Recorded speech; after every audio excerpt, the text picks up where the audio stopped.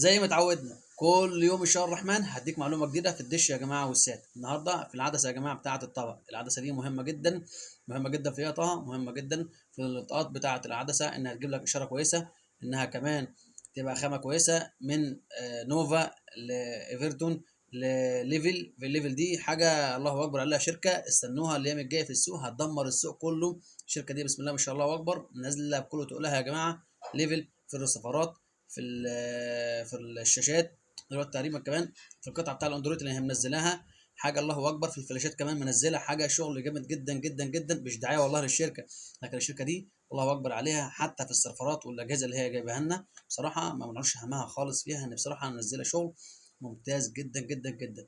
طيب العدسه يا عم طه ايه مشكلتها؟ مشكلتها انها لما بترطب بتقطع معاك افقي او عمودي، فانت طبعا تقعد تقول سلك وطبق وتلف شمال ويمين، هي بتبقى العدسه.